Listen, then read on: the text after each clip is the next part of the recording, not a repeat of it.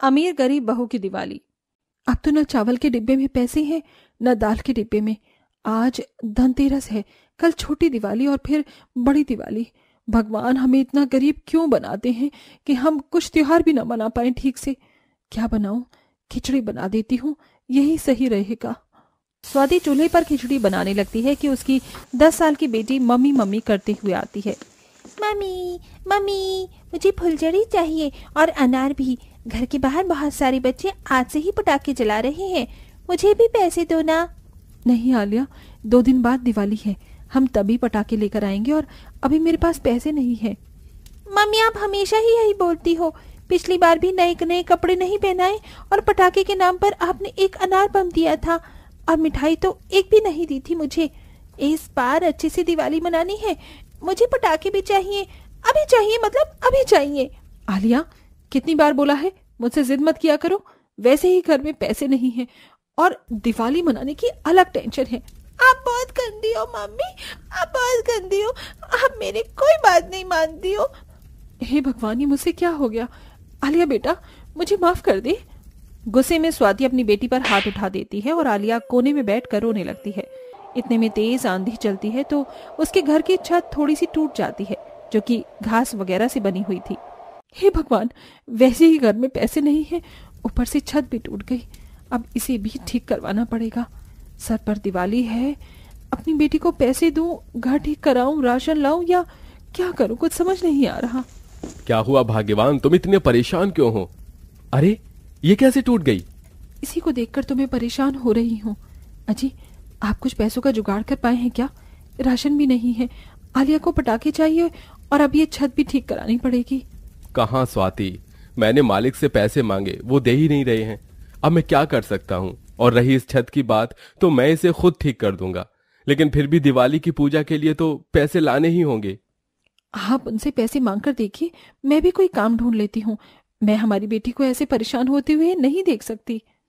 माफ कर दो भाग्यवान, मेरी वजह से तुम्हें और मेरी छोटी सी बेटी को परेशान होना पड़ रहा है। आलिया बेटे, रोते नहीं है, अपने पिताजी के पास आओ। पिताजी, मुझे पटाखे चाहिए, मम्मी मुझे बहुत डांटती है। अरे रो मत मेरी गुड़िया, मैं तुझे दिवाली के दिन पटाखे जरूर ला कर दूंगा। चलिए अब खाना खा लीजिए। फिर गरीब परिवार एक साथ बैठकर मजबूरी में खिचड़ी खाता है। अगली सुबह अशोक अपने घर की झोपड़पट्टी को ठीक कर देता है और काम पर चला जाता है। स्वाति अपने घर के बाहर जब झाड़ू लगा रही थी तो उसी के सामने अमीर बंगले वाली सोनिया अपने बंगले पर 6-7 मजदूरों से घर की पुताई करवा रही थी। अरे इतने धीरे धीरे हाथ चलाओगे तो काम कैसे निपटेगा? कल दिवाली है, जल्दी करो। अरे ये गरीब स्वाति, अभी बताती हूँ इसे।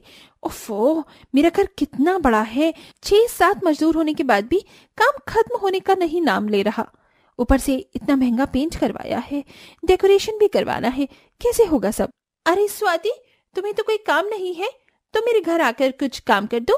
वैसे भी तुम गरीब हो, 2-4 पैसे ले लोगी तो तुम्हारी दिवाली अच्छी बन जाएगी। जी सोनिया बहन, मुझे काम तो नहीं चाहिए, लेकिन पैसों की जरूरत तो है। ठीक है, मैं आपका काम कर दूंगी। हाँ तो इतना सोचकर क्या बोल रही थी? आ जाओ, घर की सफाई करनी है वैसे भी। फिर स्वाति सोनिया के घर की सफाई करने के लिए चली जाती है। अरे ये खिड़की ढंग से साफ करो, मुझे तो इस पर अभी भी डस्ट दिख रही है। ठीक से काम नहीं करोगी तो पैसे भी नहीं दूंगी। ठीक है दीदी। स्वाति जाले वगैरह साफ करती है। इतने में उसकी बेटी आलिया ढूंढते हुए आ जाती है। माँ, आप यहाँ क्या कर रही हो? घर पर क्यों नहीं थी? आलिया, तू यहाँ पर क्या कर रही है? मुझे थोड़ा काम है, मैं आ जाऊंगी, तू घर जा। ओहो, ये तेरी गरीब बेटी यहाँ पर क्यों आई है? मेरे घर को गंदा करने? तेरी माँ यहाँ पर काम कर रही है, चल अपने घर जा यहाँ से। सोनिया के कहने पर आलिया की आंखें नम हो जाती हैं। इतने में सोनिया का बेटा ऋषभ हाथ में गिफ्ट और बड़ा रॉकेट लाता है। ओ बल्ले बल्ले, शाबा शाबा, माँ देखो पापा ने मुझे कितने बड़े बड़े पटाखे दिलाए हैं। और आलिया, तू यहाँ क्या कर रही है? तेरी फ्रॉक कितनी फट रही है, ये छोड़।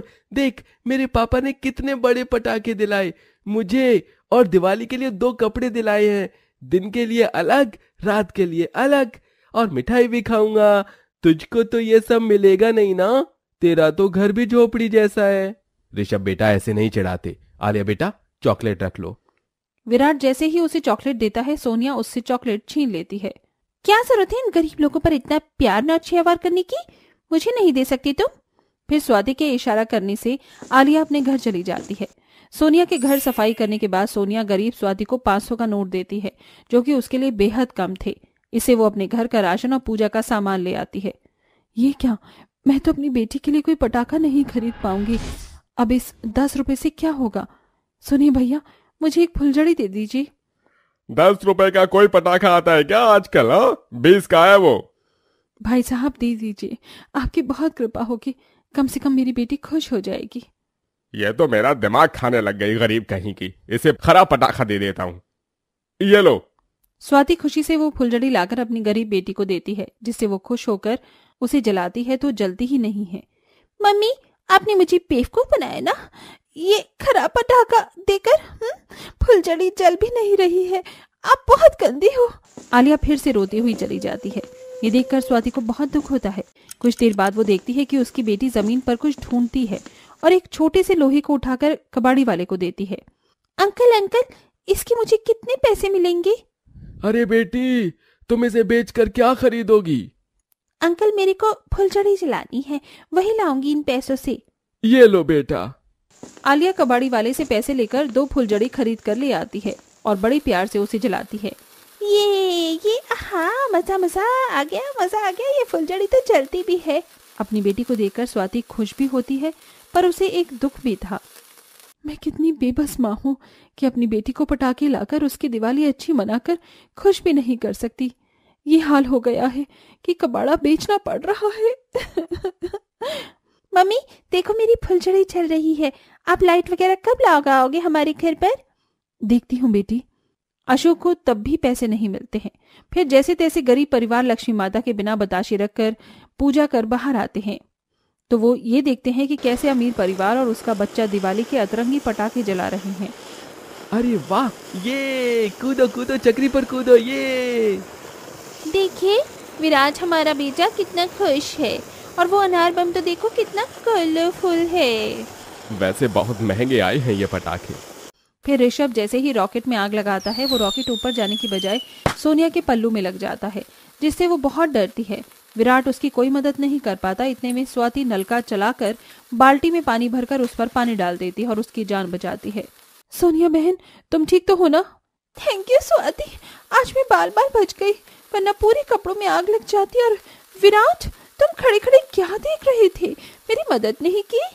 माफ करना, मैं डर गया था सोनिया, पर शुक्रिया स्वाति जी, आपने मेरी पत्नी की जान बचाई, इतनी बहादुरी दिखाई। अजी, इसमें शुक्रिया कहने वाली क्या बात है? इंसानियत के नाते ये तो मेरा फर्ज था। ठीक है, हमारा शुक्रिया नहीं चाहिए तो कोई बात नहीं, पर मुझे माफ जरूर कर देना। कल मैंने तुम्हारी और आलिया के साथ बहुत गलत बर्ताव किया था, इसलिए तोहफे में नए गिफ्ट्स, नए कपड़े और पटाखे देना चाहती हूँ। मना मत करना। हाँ आंटी, मैं भी चाहता हूँ आलिया मेरे साथ दिवाली सेलिब्रेट करे। अरे भाई साहब, आप भी आइए ना, दूर क्यों खड़े हैं? ठीक है, आप कहती हैं तो जरूर। फिर सोनिया गरीब परिवार को नए तोहफे, पटाखे और मिठाइयाँ देती हैं। इसके बाद वो खुशी खुशी एक साथ दिवाली मनाते हैं। ये आप सभी को हमारी ओर से दिवाली की बहुत बहुत शुभकामनाएं। और हाँ, दिवाली अमीर गरीब दोनों लोगों के लिए एक समान खुशियों की सौगात लाती है, इसीलिए कभी किसी को नीचा ना दिखाएं। सासू माँ, देखिए ना, कपड़े रगड़ते रगड़ते तो मेरे हाथ ही छिल गए हैं। मुझसे अब ये सब नहीं होगा। जरा देखा तो सही। अरे हाँ, तेरी तो सच में खाल उतर रही है। तू रहने दे, बाकी के कपड़े तनुजा धो लेगी। तू जाकर कुछ देर अपने कमरे में आराम कर ले। शुक्रिया सासू माँ, मेरी प्यारी बहना। अब बचे हुए कपड़े तुम निपटा देना, तब तक मैं तो चली एक झपकी लेने। सोना ऐसे बोलकर सारा काम अपनी छोटी बहन तनुजा पर छोड़ गई। वो बचपन से ही ऐसा ही किया करती थी। सोना वैसे उम्र में तनुजा से बड़ी थी, लेकिन वो बहुत ही ज्यादा कामचोर थी और हमेशा कामों से बचने के लिए वो बहाने बनाती रहती थी। और किस्मत देखो, दोनों बहनों की शादी भी एक ही परिवार में 2 बेटों से हुई थी, जिसकी वजह से अपनी बहन का सहारा होने की वजह से सोना और भी कामचोर हो गई थी। कोई बात नहीं दीदी, आपके हाथ अगर छिल गए हैं तो अब आप कपड़े मत धोइए, बचे हुए कपड़ों को मैं निपटा दूंगी। तनुजा के ऐसे बोलते ही सोना खुशी खुशी अपने कमरे में चली जाती है। उसके हाथ कुछ ज्यादा घायल नहीं हुए थे, लेकिन उसे कामों से बचने का अच्छा खासा बहाना मिल गया था। सोना ने कई दिनों तक अपने हाथों को दिखा दिखा कर कोई भी काम नहीं किया। ऐसे ही दिन बीत रहे थे और अब दिवाली आने वाली थी। जहां सभी घर वालों को दिवाली के आने की खुशी थी, वहीं सोना को दिवाली की सफाई करने के बुरे सपने सता रहे थे। अरे नहीं, अब फिर से दिवाली आएगी, लेकिन उससे पहले घर को साफ करना होगा। हे भगवान, मैं ऐसा क्या करूं जो मुझे ये सब ना करना पड़े। सोना ऐसा सोच ही रही होती है कि तभी उसके मन में एक विचार आता है। आइडिया! अब मुझे सफाई की झंझट से बचने में सिर्फ मेरी सहेली ही मेरी मदद करेगी। अभी उससे बात करती हूँ। सोना ने ऐसा सोचते हुए अपनी सहेली को फोन मिला दिया और उससे बातें करने लगी। दोनों सहेलियों में बात पक्की हो गई और अगले दिन बहुओं देखो तो जरा, दीपावली में अब बस कुछ ही दिन बाकी है। चलो दोनों के दोनों घर की सफाई में जुट जाओ। जी सासू माँ, कहाँ से शुरुआत करनी है? तुम दोनों रसोई से शुरू करो। तनुजा और सोना दोनों रसोई में चली गई। कुछ देर सफाई करने के बाद चल सोना, अब अपनी एक्टिंग स्किल दिखा दे। मन में ऐसे सोचकर सोना अचानक से ही रसोई में गिर पड़ी और बेहोशी का नाटक करने लगी। अपनी बहन को बेहोश देखकर तनुजा बहुत डर जाती है। सासू माँ, जल्दी आइए। तनुजा ने उधम मचा दिया। उसकी आवाज सुनकर ममता भी जल्दी से भागती हुई आई और उन दोनों ने जल्दी से डॉक्टर को फोन लगाया। कुछ ही देर में सोना की सहेली, जो कि पेशे से डॉक्टर थी, वो घर आ गई और सोना का चेकअप करके बोली, बधाई हो ममता जी, आपकी बहू और मेरी प्रीशियस सहेली प्रेग्नेंट है। क्या क्या बोली तू? मेरी बहू प्रेग्नेंट है? जी। सुना तूने? तनुजा, मैं दादी बनने वाली हूँ। अरे वाह! ममता ये खबर जानकर बहुत ही ज्यादा खुश हो गई। लेकिन ये सब तो दिवाली की सफाई से बचने के लिए सोना का एक बहाना था, जिसमें उसकी सहेली भी शामिल थी। वाह गौरी, क्या जोरदार एक्टिंग की है तूने, एकदम कड़क। सोना बहू, तूने मुझे दुनिया की सबसे बड़ी खुशी दे दी। अब तुझे कुछ भी करने की जरूरत नहीं है। सब कुछ मैं और तनुजा मिलकर संभाल लेंगे। तू बस इस नन्ही सी जान का ख्याल रखना। तनुजा, तू जाकर रसोई की सफाई को पूरी कर। तब तक मैं गार्डन को साफ कर दूंगी। और सोना बेटा, तुझे अगर किसी भी चीज की जरूरत हो तो मुझे बेझिझक बोल देना। जी माँ।